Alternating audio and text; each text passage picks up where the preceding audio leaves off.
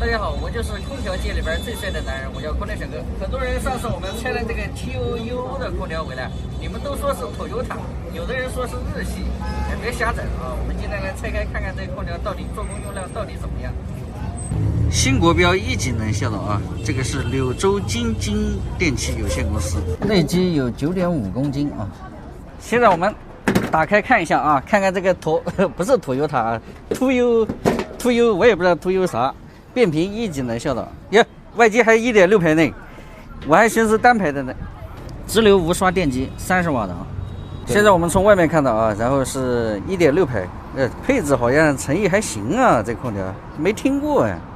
现在我们就来揭开它的庐山真面目啊 记住这个牌啊 ，TOUO 念起来不是很顺嘴，但是如果你真的把它想象成 Toyota， 它就确实很顺嘴。然后我们现在看啊。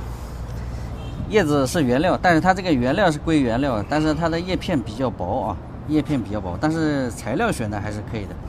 铜管的话，1、2、3、4、5、6、7、8、9、10、11、12，这机器用料好像还行哎。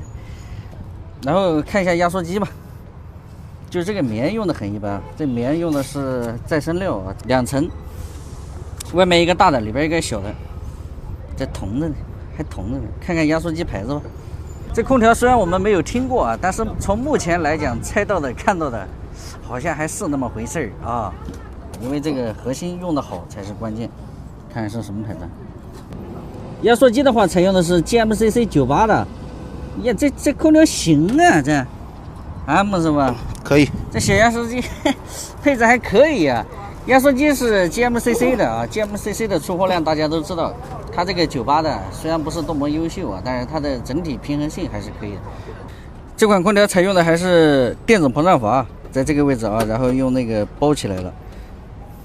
制动阀选择3花的，这行啊，这牌子啊，这可以啊。焊接工艺还行吧，整体来讲还行。孟师傅，好像没找到什么槽点嘛。这空调价格便宜，然后还用了这些配置用料，你觉得怎么样？对得起这价格。是啊，这还可以啊，就是生锈了。嗯，生锈了。怎么会生锈呢？这个生锈了，里边也生锈了。刚才我们发现了一个事儿啊，然后分享给你们看一下，这也算是一个槽点了。我给你们看看，空调是2023年3月份的机器啊，但是它这个外机的风扇电机为什么是2021年？孟师傅，你说为什么呢？库存吧，这电机估计是。这说明销量应该问题该差点事儿是不是？对。机器是2023年的，但是它的电机是2年前的，也就是说啊，这个电机可能是这个当时的库存啊。空调的主板散热片也是够大啊，确实够大啊，它这个面积还是确实蛮大的。空调整体是还是 OK 的啊，但是无非就是一些啊小细节，厂家没有做的那么完美。这个也可以改善的，这无所谓啊。空调呢，我们拆也拆了啊，看也看了，这个牌子小哥确实没有听过啊。有的人说它是日系产品，有的人他说是国产杂牌，还有人开玩笑呢，说什么丰田、Toyota，也不太现实啊。我认为呢，这就是一个纯国产空调。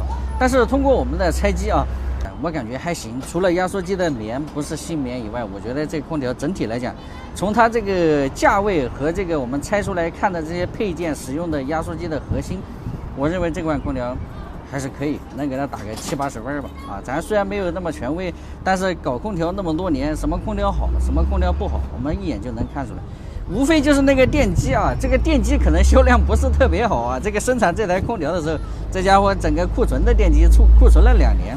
空调看一看了，拆一拆了，满足你们的好奇心了。这品牌你听过吗？我没听过 ，TUYU。行了，这一期视频就到这里，喜欢的记得点个关注，我们下一期再拆别的空调，再见。